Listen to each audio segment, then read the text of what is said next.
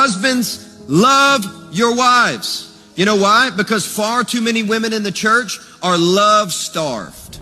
And it's sad. And you can see it in their eyes. I can see it in their eyes as a pastor when I talk to couples, men and women. You can see it. It's like you're not honored at home.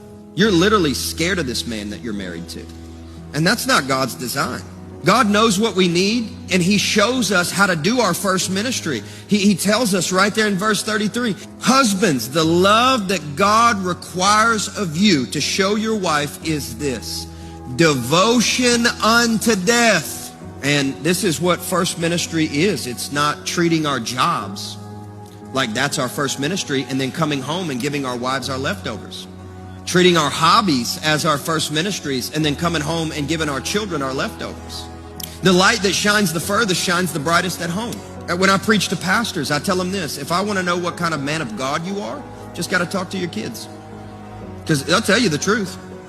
My assignment as a husband is not to rule my wife. That's not my assignment. My assignment is to ensure that she suffers less than I do. My assignment is to lay down my life for this woman so that she's able to flourish. Biblical headship, according to the definition of the scripture, is not domination. Biblical headship is death.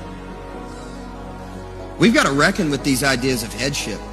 It doesn't mean I always get my way, but it does mean that I go first in taking responsibility.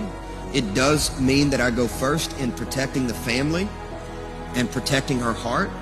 Jesus doesn't lead the church by demanding. Jesus leads the church by dying. That's why so many men don't actually nourish their wives, because we're not speaking words of life. If anything, we're speaking words of death. And that's not the way that it's supposed to be for a godly husband. Our job is to make the home emotionally safe. The wife is allowed to have feelings without us berating and tearing her down because she has them. God did not make her like us. Cherish means to handle with care. When you cherish something, it means it's like cherishing a gift. And need I remind you, fellas, your wife is not your employee. She is God's gift to you.